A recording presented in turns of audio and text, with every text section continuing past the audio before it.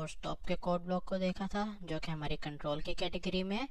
और आज के ट्यूटोरियल में हम लोग लास्ट के 3 कोड ब्लॉक्स को देखेंगे, जो कि है when I start as a clone, create clone of and delete this clone. अब इन तीनों कोड ब्लॉक को समझने से पहले हम लोग पहले देखते हैं कि क्लोन होता क्या है। तो क्लोन बेसिकली जो है वो क्या करता है, वो हमारे स्प्राइट के डुप्लीकेट बना सकता है।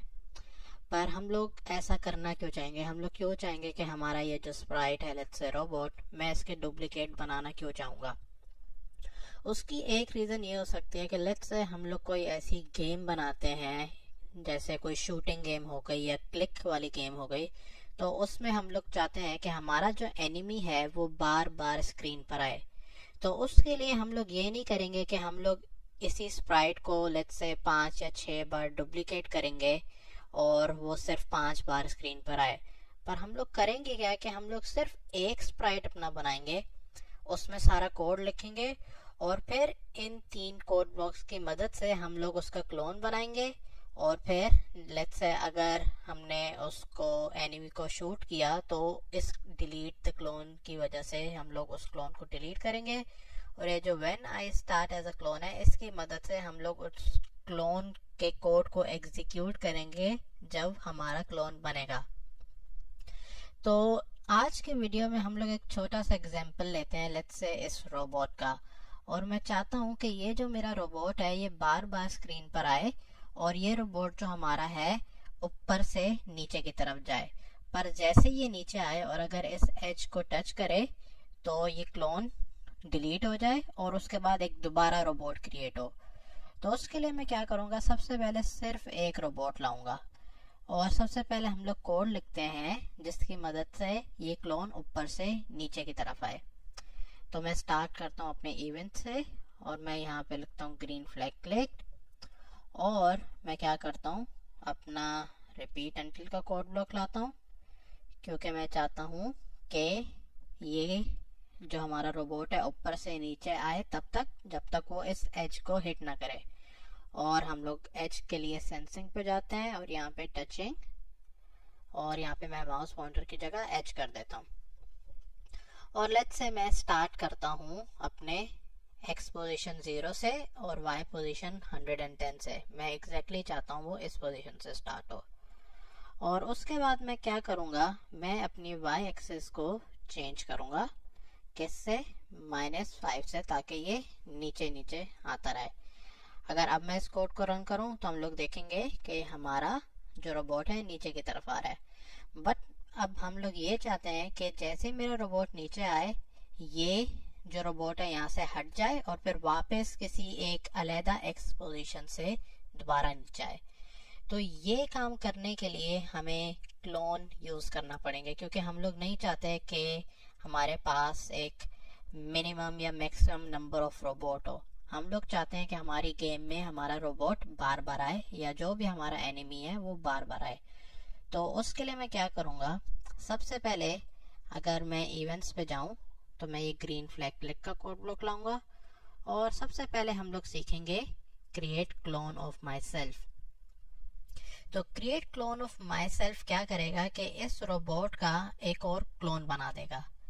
तो अगर मैं लेट्स से इस कोड को अभी रन करूं तो हम लोग देख सकते हैं कि ये अब हमारे 2 क्लोन बन गए इस एक रोबोट का।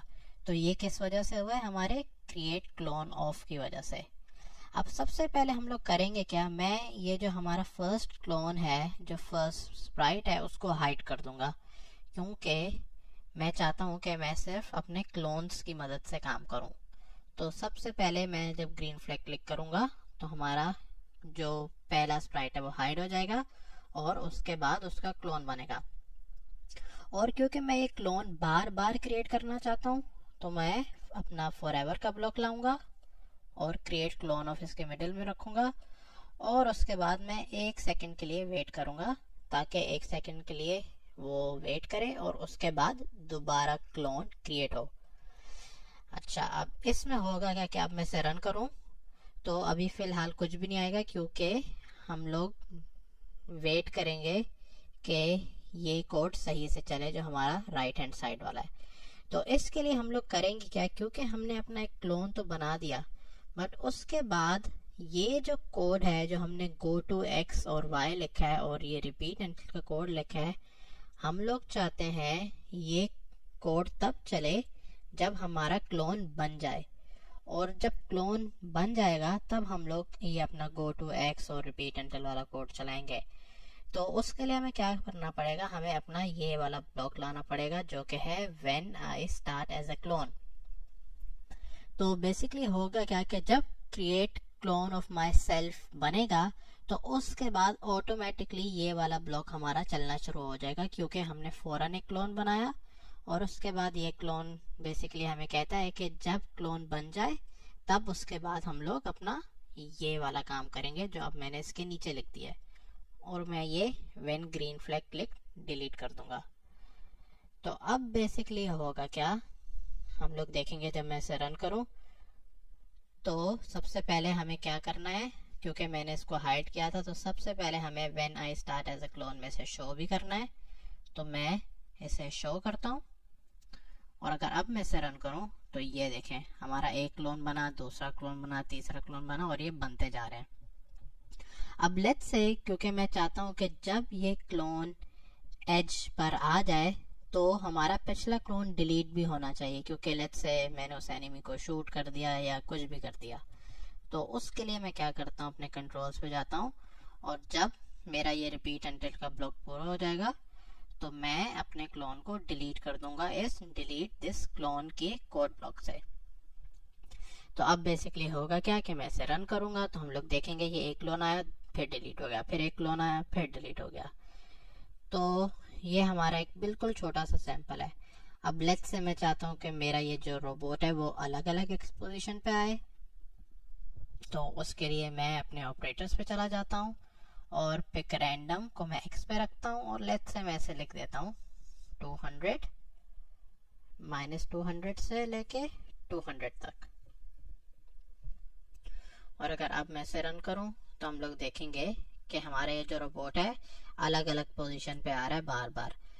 तो बेसिकली हम लोग देख सकते हैं कि इस क्लोन की वजह से हम लोग कुछ ऐसी गेम्स बना सकते हैं जिसमें हम लोग चाहते हैं कि हमारा एनिमी बार बार स्क्रीन पर आए, और लेट्स से मैं इसे क्लिक करूं तो मेरा स्कोर बढ़े, या मैं इसे शूट करूं तो मेरा स्कोर बढ़े। तो आज के ट्यूटोरियल में बस इतना ही। हमने देखा कि हम लोग when I start as a clone, create clone of और डिलीट दिस क्लोन की मदद से क्या क्या काम कर सकते हैं।